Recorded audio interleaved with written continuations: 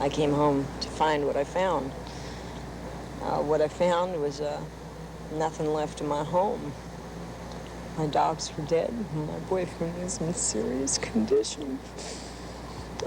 You weren't there the night before? No, I had just left for a day. The only time I ever left home. They dropped a cigarette on the couch when they were visiting. They thought they had put the whole thing out. They didn't get it. And within 45 minutes to an hour, our whole house went up. And Don was so overcome by smoke, he walked in the hallway, shut the bedroom door. He realized it was burning up, and he went to go through the bedroom door. And when he opened it, air got to the smoke, and it ignited the whole house with Don in it. And its only way out was through the living room window.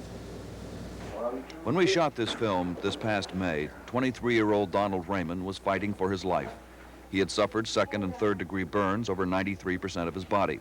He was still alive only because of his excellent health, the doctors told me, that and his immense desire to live. But 2 days after we shot this film, Donald Raymond died. He never had a chance. It's too bad he was so young. He was just a baby, you know. He had a whole life ahead of him. If it wasn't for that stupid cigarette, he'd still be here. He fought so hard and so long. Somebody burnt as bad as he was don't usually live that long. They said he should have died a few times a day, but no, he lived 20 days. The Express, man, it shouldn't happen that way. That's what this program is all about. It is not an anti-smoking story, and its importance is not limited to only those who smoke. The risk of dying in a horrible fire or being scarred, often gruesomely disfigured for life, is a risk we are all taking every day that cigarettes are allowed to remain the slow-burning fuse to a deadly incendiary bomb. When you see a picture, see a 3 or 4 year old child burned to death, or suffering from 60, 70% of his body in burns, not because he smoked a cigarette and discarded it, Kelly, but because the fellow next door, upstairs or downstairs, did. These statistics alone tell their own awesome story. Cigarettes are the #1 cause of fire deaths nationwide, and burns are the #1 cause of all deaths in the home for children under 6. Every day, at least 16 people die needlessly or are horribly burned in a cigarette-caused fire. Some experts say the real number is over twice that. Cigarettes account for at least 38% of all home fire deaths, and in some cities, that figure is nearly double. All these numbers have to do with fires that didn't have to happen, fires that wouldn't happen if cigarettes were made fire safe, either by self-extinguishing or burning at temperatures and speeds that didn't start fires. The tobacco industry says this is impossible. The evidence says otherwise. There's probably no other example in modern American history where you can eliminate a huge problem in a very simple way by just doing minor alterations with the cigarette. And as you probably know, some cigarettes currently on the market already fulfill this. The primary reason only a handful of cigarettes are fire safe is because they self-extinguish when not puffed. They self-extinguish because they don't contain the burn-promoting chemicals added to almost all cigarettes. On the left is a paper from a Pall-Mall. On the right, a paper from the Roll Your Own brand, Bugler. The cigarette companies admit treating their papers with citrate, a chemical they say makes the papers burn evenly. That also means the paper burns faster and hotter and keeps the cigarette burning even when left unpuffed. Cigarettes or the paper also contain phosphates and nitrates, which also promote burning. Eliminating these chemicals is one way to make a fire-safe cigarette. Other methods include using a more porous paper, changing the paper's thickness, or the cigarette circumference. As of now, it's the intentional addition of chemicals and the design of the cigarette itself that keeps the cigarette smoldering from 15 to 45 minutes when it's inadvertently dropped into a sofa, there to become a slow-burning fuse to a deadly fire. There is newly introduced legislation in both the U.S. House and Senate to force the manufacture of a fire-safe cigarette, leaving it up to the tobacco companies themselves to choose the method of accomplishing this. But if history is our guide, the chances of success are slim indeed. While Congress has rushed to protect us from dangerous medicines, harmful toys, and saccharin in our soft drinks, legislative attempts to make the cigarette fire safe have failed in every attempt, the first going back to 1929. The history of the federal government's involvement in the area of cigarette safety is dismal. HEW, preoccupied with a cigarette's relationship to the slow death from smoking, has virtually ignored its relationship to the fast death from fires. The Food and Drug Administration, with jurisdiction over nearly everything we ingest by mouth, doesn't touch that which we ingest by inhaling. The U.S. Fire Administration, mandated by Congress to reduce the number of fires in this nation, has no power to deal with fires caused by cigarettes. But most appalling is the Consumer Product Safety Commission, with authority over virtually all consumer products. The commissioners in 1974 felt that it would be a great idea to go and change a cigarette so it wouldn't start fires. That's the way to prevent those kinds of fires. However, Congress literally took away any power from the Consumer Product Safety Commission to do that by amending a bill in Congress that said that the Consumer Product Safety Commission had no jurisdiction over cigarettes. To whom did they give that jurisdiction? There is no government agency that has jurisdiction. In fact, the United States Congress, by its rulings, has determined that cigarettes are not toxic, not hazardous, and in effect don't even burn. Why? Those involved in the issue point to only one source. The common thread you'll find is the incredible power of the tobacco lobby to prohibit any intrusion into their affairs. A lot of, let's say 10% of Congress comes from tobacco states. That 10% often sit in key positions on committees and subcommittees and has the ultimate power of never bringing a bill to hearing or of killing a bill. The tobacco industry is a very big industry to take on, and I'm taking them on not because I'm against smoking. This is not an anti-smoking bill any more than putting depollutant devices on automobiles was an anti-driving bill. Congressman Moakley is the author of the latest legislative attempt to force the cigarette industry to make a fire-safe cigarette. Moakley told our Washington Bureau reporter Jeff Hodis he got involved for a very simple reason: a tragic fire in his home district. A family in Westwood, 7 people, a young husband, wife, 5 children. The house went up in flames, and when the arson squad went there to investigate the cause of the fire, they found a discarded cigarette. The dead, Robert and Catherine Harrison, and their children aged 10, 8, 4, 3, and 2. That was Memorial Day last year. Does the Tobacco Institute acknowledge that smoldering combustion from cigarettes is the leading cause of fire deaths in this country? No.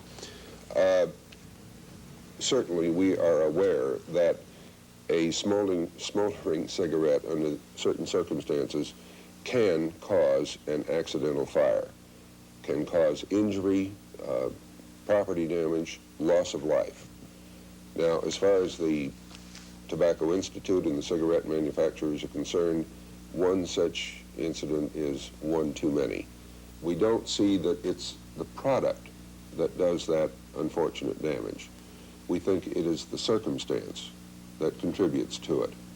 Anybody who goes into the marketplace with a product, puts that product on the market, is responsible for everything that happens as a result of that product being on the market.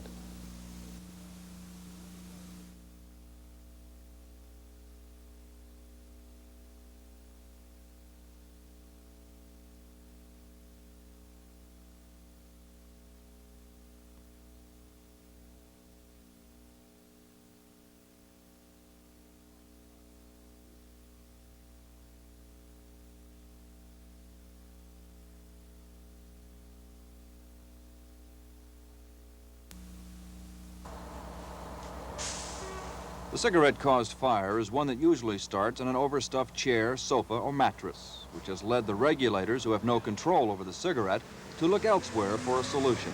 One tactic has been to take the pressure off the tobacco industry by putting it on the furniture manufacturers, who have far less power to resist government regulation.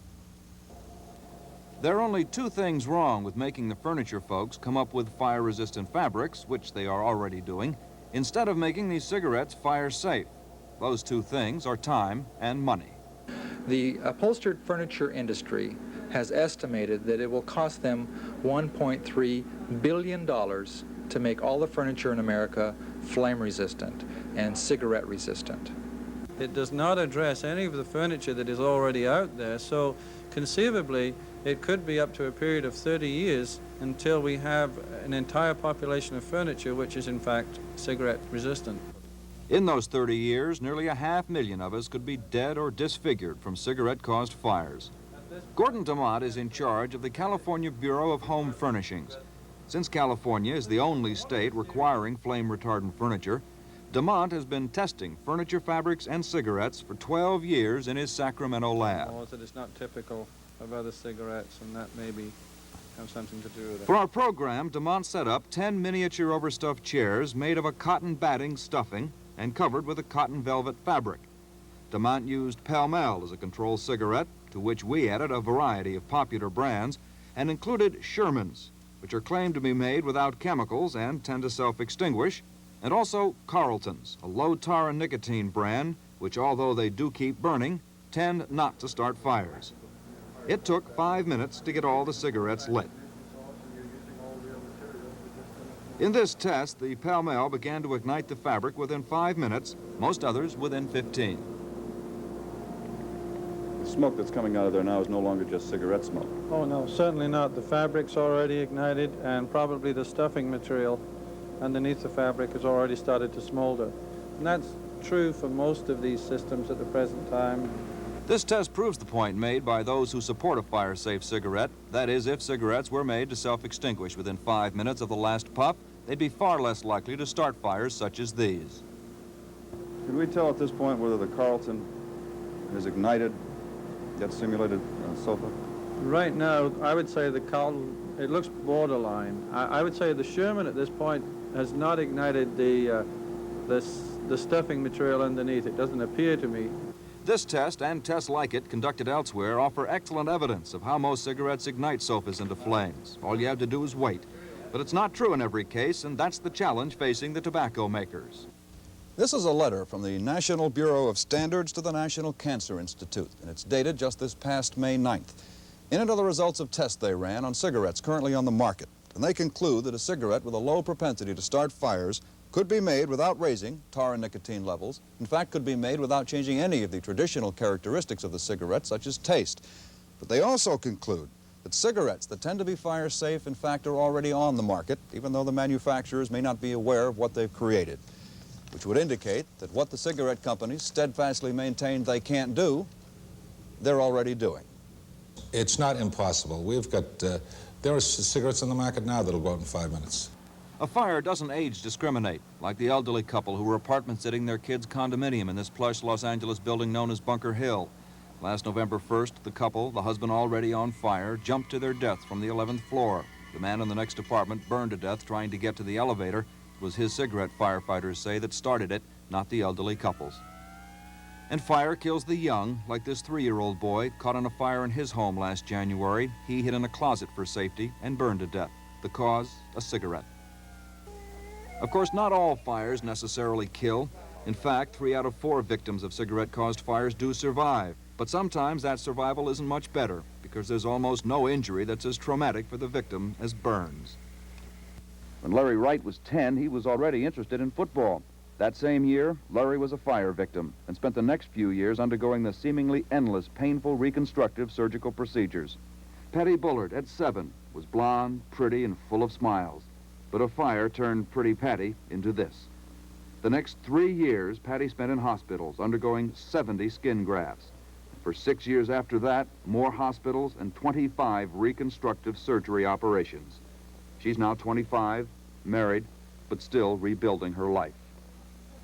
Neither of these youngsters were burned in a cigarette-caused fire, but countless youngsters are every year, and the pain and suffering involved is no different. Sure, there's lots of problems, particularly the younger the individual. Firstly, the scarring that is a natural sequelae of a burn. This requires continuous operations and rehabilitation procedures many years after the initial insult. And despite advances in medical care, we can never achieve what Mother Nature gave the person to begin with. I don't believe that the flame burn that we see from a cigarette is any different than any other flame burn. I guess the morality factor is that 1/2 of these are totally preventable. The treatment for a burn victim, in this case a non-cigarette related victim with relatively minor burns, is still incredibly painful and takes place at least once a day. Entails removing the dressings and then gently as you can trimming or cutting away any of the dead skin and pulling on some of it to get it away. Some of the patients are given doses of morphine that if I gave to you right now, you'd be flat on the floor. And they act like they don't even respond to it. Screams that you hear in the background right now, this is with the patient with lesser burns than most cigarette burns. But I'd like to see some of that money that goes into making cigarettes smoother, tastier, sexier. I'd like to see just a little of that money going into making it burn in a way that it won't smolder for over 5 to 6 minutes. And this can be done.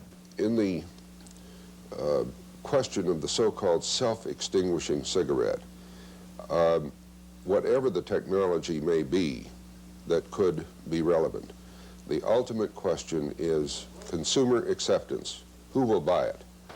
And the problem is to present something on the market, and I can assure you that it's a very competitive market among the manufacturers, that consumers will purchase, that they will enjoy as a cigarette.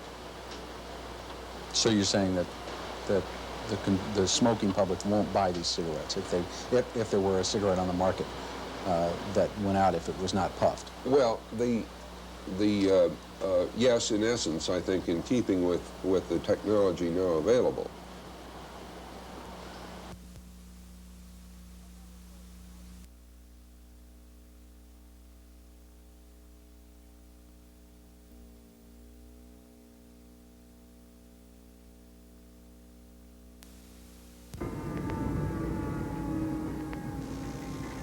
The pre-wedding party had ended only 2 hours earlier. At 3 a.m., the prospective bride and groom and their family members had gone to bed. At 5 a.m., the cigarette, one of them had accidentally dropped into an overstuffed armchair, turned that house into an inferno. 36-year-old Leonard Ragland awoke to the fire, screamed to his fiancée to get out, put his fist through a window and escaped. But he was the only one. His fiancée was found dead in her bed. So were her 2 children, 10 and 14 years old, Ragland's parents, and his fiancée's aunt and uncle. In all, 7 people dead on a bright spring morning, 2 days before a wedding all had gathered to celebrate.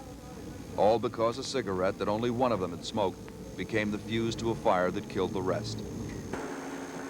That fire, as with the fire that killed Donald Raymond, may very well have involved people who had been drinking. A high percentage of all cigarette-caused fires do, a fact which the Tobacco Institute uses to support its position that these fires shouldn't be blamed on their product or even simple carelessness. There is apparently a good deal of evidence that many, if not most cases of careless smoking involve a little too much drinking or, in some cases, the use of narcotics. You know, it's true. A lot of cigarettes are dropped because people pass out drunk or whatever. That's probably one of the best reasons to make the cigarette change, because I'm convinced you're never going to re-educate an alcoholic. You're never, ever going to make an alcoholic put that cigarette down and squash it before he or she goes to sleep or passes out. If you're in a hotel or motel with your family and you're a floor above someone who passes out drunk with a cigarette, I'm sure that you would want that cigarette not to start a fire. There are at least 2 lawsuits now filed that seek damages from the tobacco folks by cigarette-caused fire victims. One of those cases involves the death of Donald Raymond. The lawsuit, on behalf of Raymond's parents, is being handled by attorney Bill Cholas. It's questionable as to whether or not the victim himself was drinking, but even assuming that the person who dropped the cigarette was drinking, I think those things are foreseeable by the tobacco company. What's the legal premise if you do proceed with a lawsuit? I think the legal premise is there. I think it fits the category of not only negligence, but I think almost borders on an intentional tort, and that is they knew the consequences of this. They've known it for years. The other lawsuit, the first such filed ever, involves a Los Angeles man. His attorney is Joe Kleinberg. Well, Mr. Bias went to sleep. He had probably a few drinks before he did that. He must have been smoking because he woke up and his bedding and bedclothes were in flames. He was able to put the fire out, but he sustained burns over 34% of his body, and he lost the fingers of his left hand. So he's been injured significantly. Could it be argued that the fact that he was drinking contributed to his own accident, that his negligence was partially at least responsible? Well, certainly they can make a claim that his conduct contributed to the happening of the accident, and if they're successful, that will have the effect of diminishing the extent of his recovery, but it won't defeat it entirely here in California.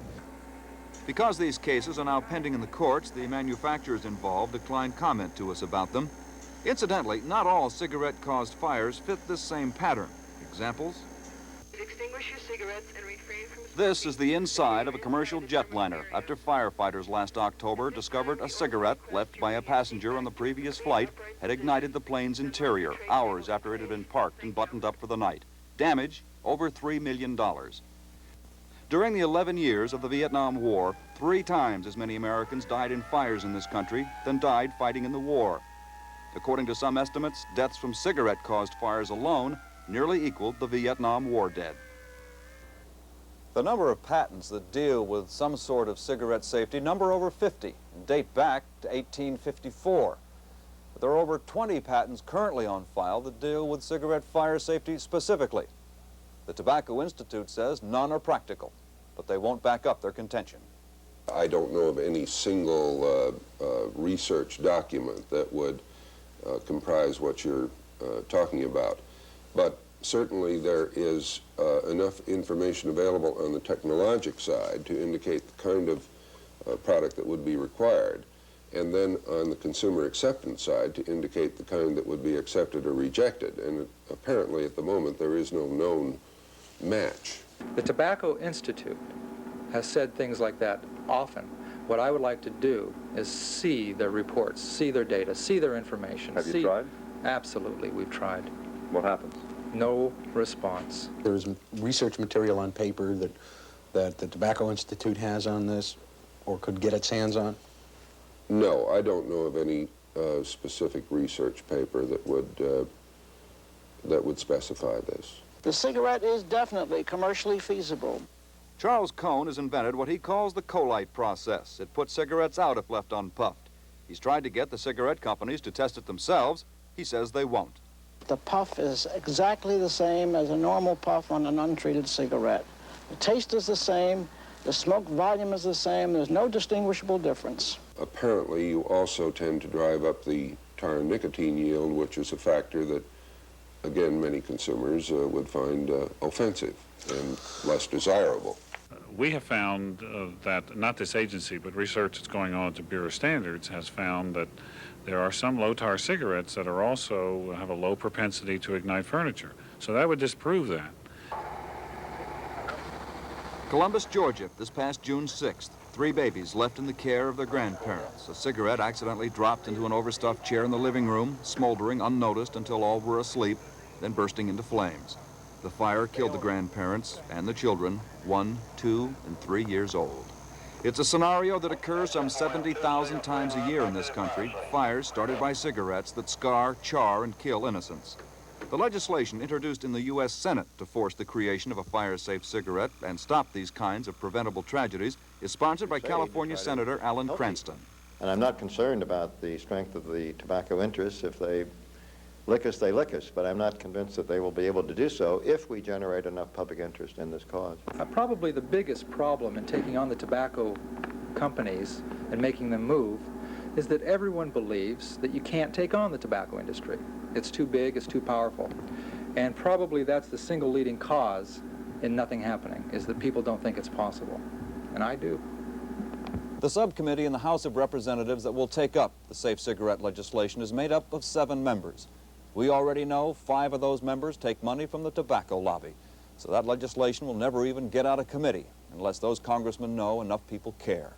Which is why it's so important you clip one of the coupons from this week's TV guide and send it to me so we can take it to Congress and get the tobacco companies to do what they say can't be done.